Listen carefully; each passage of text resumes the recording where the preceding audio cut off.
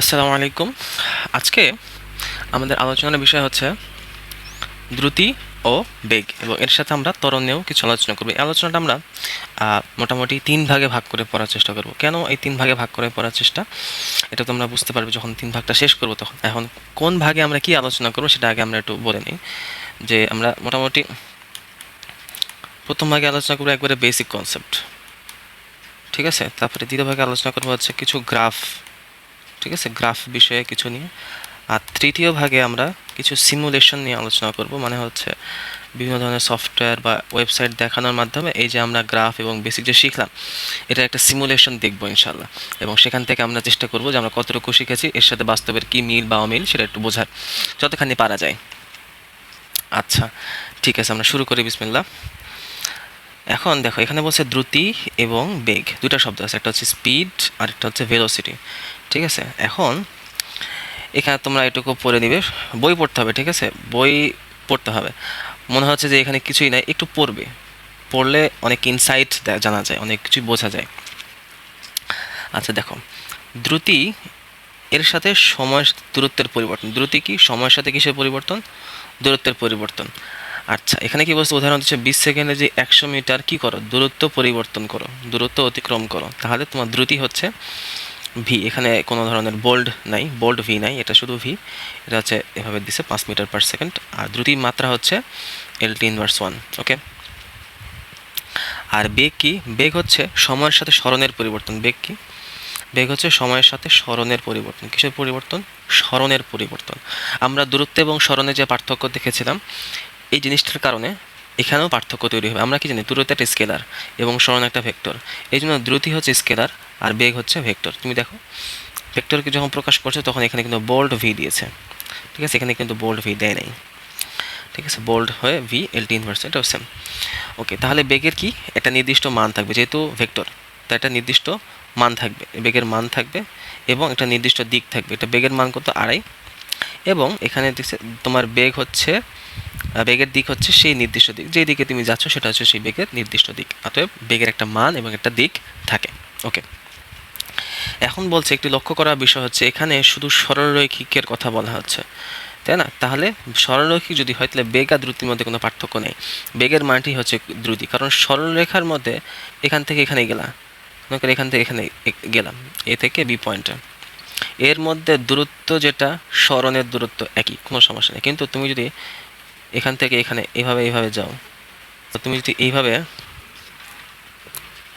আঁকাবাঁকা পথে যাও, আঁকাবাঁকা পথে গেলে এখানে কিন্তু দূরত্ব স্মরণের তো অনেক বেশি। তাহলে এখানে তোমার যে দ্রুতি যা হবে, এখানে স্মরণ এর কারণে বেগ কিন্তু সেটা হবে না। অতএব শুধু সরলরেখার ক্ষেত্রে আমরা দ্রুতির মান, বেগের মানটি হচ্ছে দ্রুতি।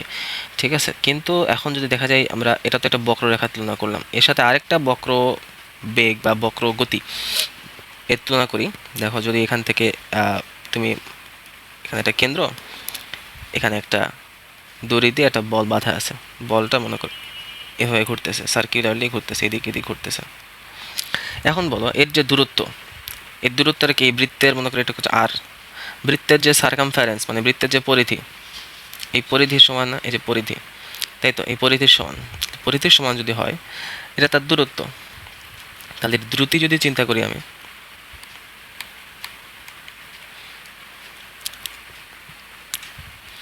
দ্রুতি যদি আমি চিন্তা করি তাহলে কি হবে? 2 পাই আর, এটা তার দূরত্ব, অতিক্রান্ত দূরত্ব, আর যে সময় লাগছে সেটা। এখন যদি সে 2 পাই আরকে যদি আমি এন দিয়ে গুণ করি, মানে কতবার কতবার ঘুরতেছে, কতবার ঘুরতেছে, ঠিক আছে, এটা তার হচ্ছে দ্রুতি বলা যায়, তার হচ্ছে এত তার দ্রুতি মিটার পার সেকেন্ড। কিন্তু এটার কি আমরা বেগ এভাবে বলতে পারবো? বেগ কিন্তু আমরা পুরোপুরি এভাবে বলতে পারবো না, কারণ দেখো, যদি এভাবে ঘুরে থেকে আমরা জানি বেগ হচ্ছে স্মরণের পরিবর্তন। দেখো, প্রত্যেক মুহূর্তে তার স্মরণ পরিবর্তিত হচ্ছে এবং তার বেগ পরিবর্তিত হচ্ছে। এখান থেকে এই পজিশন থেকে এই পজিশনে একটা স্মরণ আছে, তাহলে এখান থেকে এই পর্যন্ত বেগ, তাহলে এই দিকে বেগ হচ্ছে। তারপরে এই এখান থেকে এই পর্যন্ত তার একটা স্মরণ হচ্ছে, তাই না? তাহলে এখান থেকে বেগ হচ্ছে এই দিক বরাবর যাচ্ছে। তারপরে কিছুক্ষণ পরে বেগ এখানে স্মরণ, মনে করি এখানে আসলে এখান থেকে এদিকে একটা স্মরণ হচ্ছে, তাহলে বেগ এদিকে আসলে, তার মানে কি তার বেগটা সবসময় এই যে বৃত্তের যে স্পর্শক, ঠিক আছে, বৃত্তের স্পর্শক বরাবর। বৃত্তের স্পর্শক মানে হচ্ছে এটা ধরো এটা যদি বৃত্ত হয়, বৃত্তের স্পর্শ বৃত্ত থেকে সেই বৃত্তের পরিধির উপর একটা বিন্দুর উপর আগে একটা ব্যাসার্ধ এঁকে নেব এবং সেই ব্যাসার্ধের উপর 90 ডিগ্রি করে যে রেখাটা বা যে রশ্মিটা যায় এটা হচ্ছে স্পর্শক, ঠিক আছে, এটা কেমন স্পর্শক। তো এই স্পর্শক বরাবর, ঠিক আছে, তাহলে এই যে বেগ, এই বেগটা হচ্ছে স্পর্শক বরাবর, সবসময় স্পর্শক বরাবর। তাই দেখো তার বেগের দিক কিন্তু মান মনে করে একই, মান তো একই, কিন্তু দিক দিক পরিবর্তিত হচ্ছে। দিক পরিবর্তিত হলে কি হবে? দিক পরিবর্তিত হলে বেগ পরিবর্তিত হচ্ছে।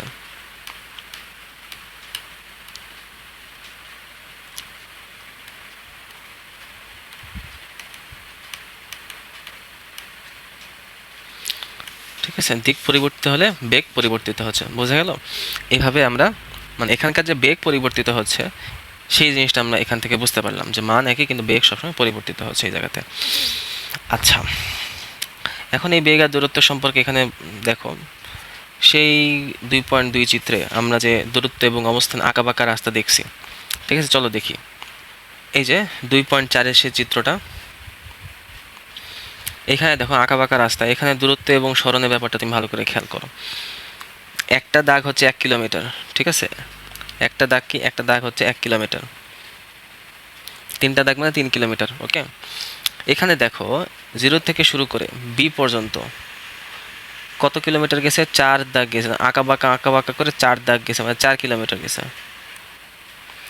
আর আমি যদি সরণ ধরি এখান থেকে ডাইরেক্ট যে সরলরেখাটা, এক দাগ 2 দাগ এখানে পৌঁছলে 3 দাগ, তো আমাকে এখানে 3 কিলোমিটার গেছে, 3 কিলোমিটার তার সরণ হচ্ছে 3 কিলোমিটার আর তার দূরত্ব হচ্ছে 4 কিলোমিটার। এই তথ্যটা এখান থেকে মনে রাখো। আচ্ছা ঠিক আছে, এখন আমরা সেই প্রশ্নে ব্যাক করি, চলো সেই প্রশ্নে আবার ব্যাক করলাম। দেখো এখানে এই যে এ থেকে বি অবস্থানে গিয়ে সময় লেগেছে ধরো 20 মিনিট, তাহলে এই 20 মিনিটের গড় দ্রুতি আমরা কি জানি? দূরত্ব বের করছি, মোট অতিক্রান্ত দূরত্ব কত ছিল? আঁকাবাঁকা পথে 4 কিলোমিটার ছিল, ঠিক আছে, 4 কিলোমিটার ছিল, এই সেই 4 কিলোমিটার। হ্যাঁ, 1000 মিটার মানে 1000 দিয়ে গুণ করে মিটারে প্রকাশ করছে এবং 20 মিনিটকে সেকেন্ড, যেহেতু মিটার পার সেকেন্ড সেহেতু আমাকে মিটার পার সেকেন্ড এককে নিয়ে গেছে। ওকে, এটা কিলোমিটার পার মিনিট বলতে পারতো, এটুকু ভাগ করে কিলোমিটার পার মিনিট বলতে পারতো, কিন্তু সাধারণত এটা ব্যবহৃত খুব বেশি হয় না।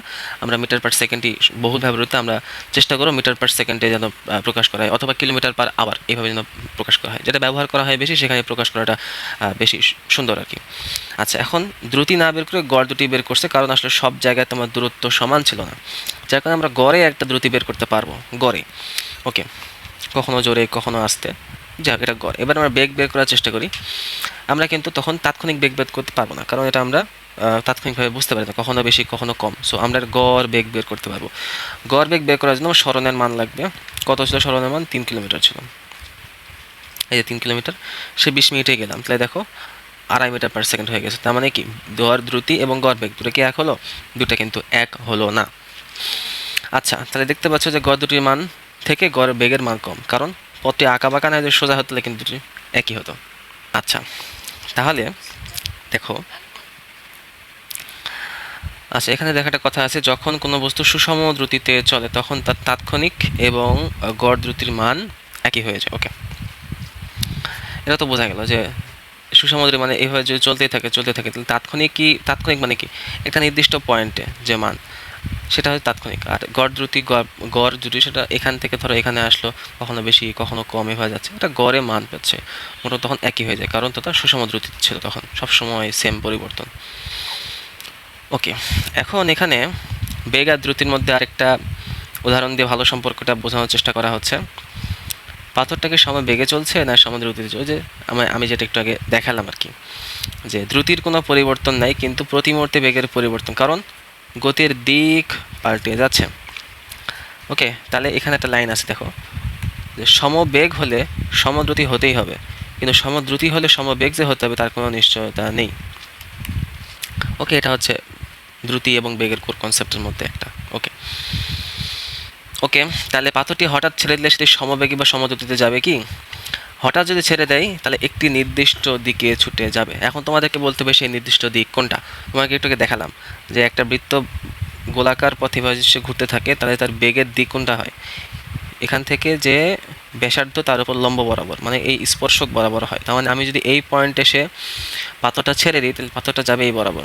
আমি যদি এই পয়েন্টে এসে পাথরটা ছেড়ে দিই তাহলে পাথরটা যাবে কি বরাবর, এই বরাবর। সেখানে 90 ডিগ্রি কোণ তৈরি হবে, ঠিক আছে। আর বাতাসে ঘর্ষণ, মাধ্যাকর্ষণ এসব না থাকে তাহলে পাথরটি সমবেগে এবং সমবেগে যেতেই থাকতো। এখন এই যে এটা কিন্তু আসে নিউটনের প্রথম যে ল, সেই ল থেকে আমরা সেগুলো পরে জানবো ইনশাআল্লাহ। ওকে, এরপর হচ্ছে ত্বরণ। ত্বরণের কনসেপ্টটা কি? ত্বরণের কনসেপ্টটা হচ্ছে যখন কোনো বস্তু সমবেগে চলে, আর ত্বরণের মূল কনসেপ্টটা বলে দিই, সেটা হচ্ছে বেগের পরিবর্তন।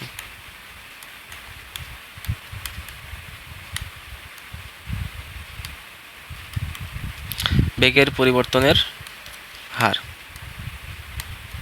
এটাই হচ্ছে ত্বরণ। এই জিনিসটা ইম্পর্টেন্ট, বেগের পরিবর্তনের হার।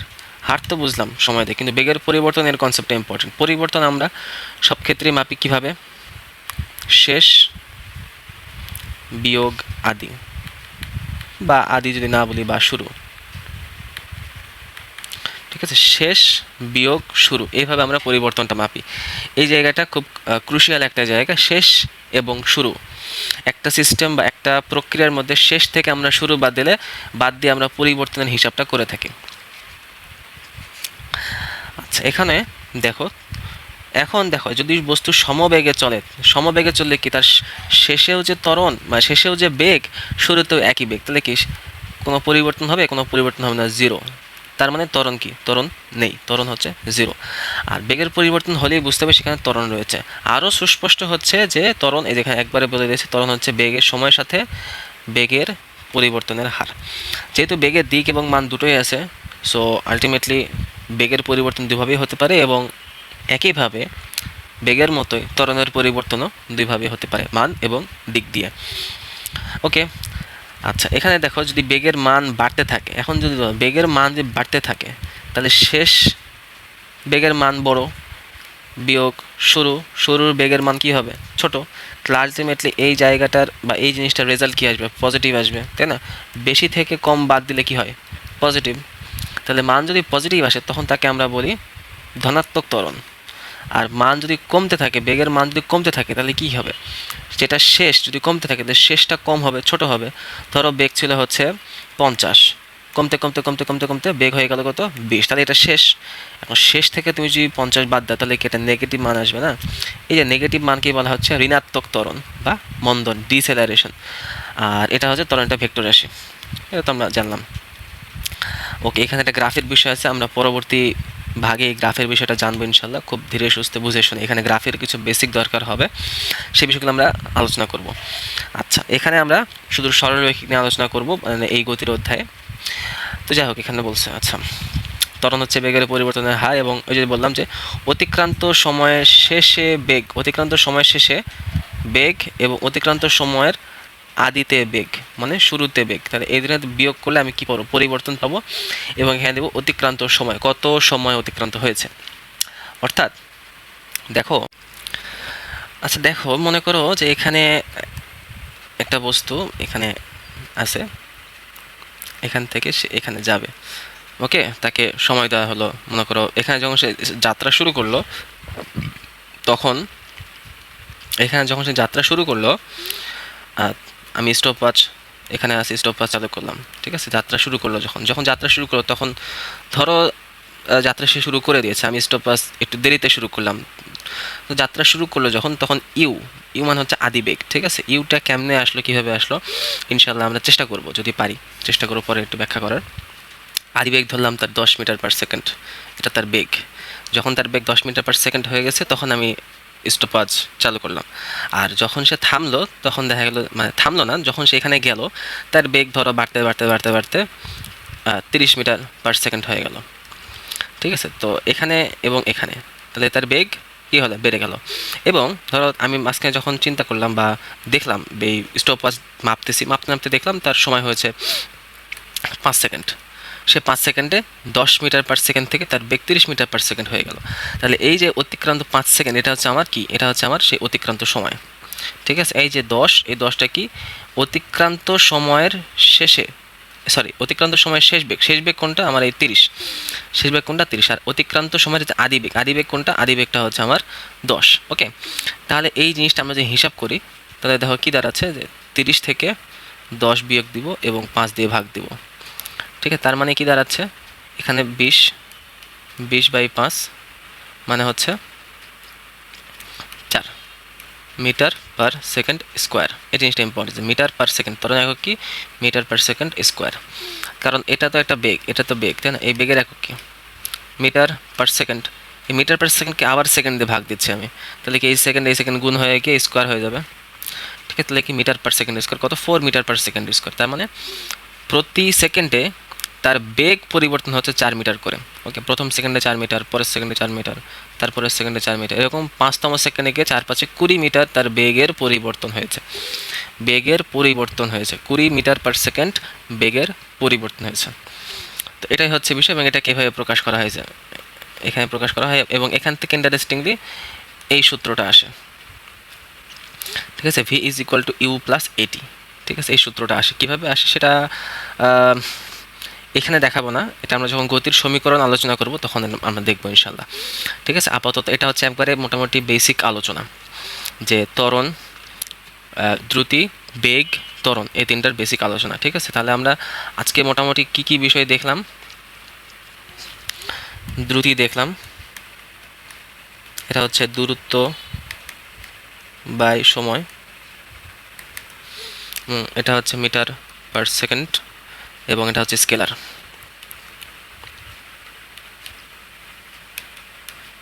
ওকে, তারপরে কি দেখলাম, বেগ।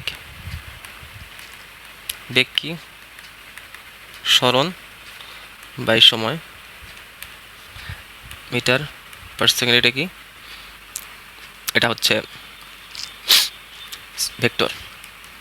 এখানে ছোট একটা বিষয় বলে রাখি, আসলে এই যে সরণ বলতে আমরা কি বোঝাই, এই জিনিসটা কি অবস্থানের পরিবর্তন, তাই না? এটা হচ্ছে অবস্থানের পরিবর্তন।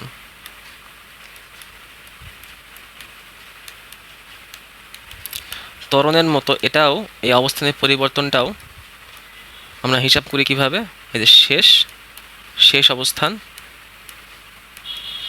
বিয়োগ শুরুর অবস্থান। তো এইভাবে আমরা বিষয়টা চিন্তা করি, এটাও পজিটিভ নেগেটিভ হতে পারে, এই বিষয়গুলো পরে আসবে ইনশাল্লাহ, জাস্ট একটু ধারণা দিয়ে রাখলাম আর কি। সরণ মানে হচ্ছে অবস্থানের পরিবর্তন। ওকে, আর কি জানলাম, ত্বরণ। ত্বরণ কি, ত্বরণ হচ্ছে এই বেগের পরিবর্তন,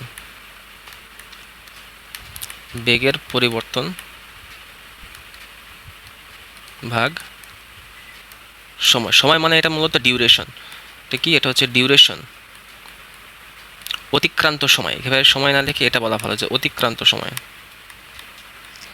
কত সময় অতিক্রান্ত হয়েছে সে অতিক্রান্ত সময়। সব ক্ষেত্রেই মোটামুটি এই যে অতিক্রান্ত সময়, এটা ঠিক আছে, এটা সেম অতিক্রান্ত সময়। আর এটা কি, এটা ডেফিনেটলি তো ভেক্টর, সে নিয়ে কোনো সন্দেহ নেই। ওকে, এটা কি মিটার পার সেকেন্ড স্কোয়ার, একক কি মিটার পার সেকেন্ড স্কোয়ার। আর আমি যদি বলি মাত্রা, কি হবে বলো, এম এর কারণে এল, আর এই ইনভার্স আর যে 2 এটা মিলে টি তো সময়, ইনভার্স 2। ঠিক আছে, এল টি ইনভার্স 2, এটা হচ্ছে এল টি ইনভার্স 2 ত্বরণ। আর উপরেগুলি কী হবে, ডেফিনেটলি একটা কম, এম এস ইনভার্স 1, মানে কি এটা হবে এল টি ইনভার্স 1 সেম। ওকে, তাহলে এই হচ্ছে আমাদের মোটামুটি আজকের পড়া। পরবর্তী ভাগে আমরা গ্রাফ নিয়ে আলোচনা করবো ইনশাল্লাহ।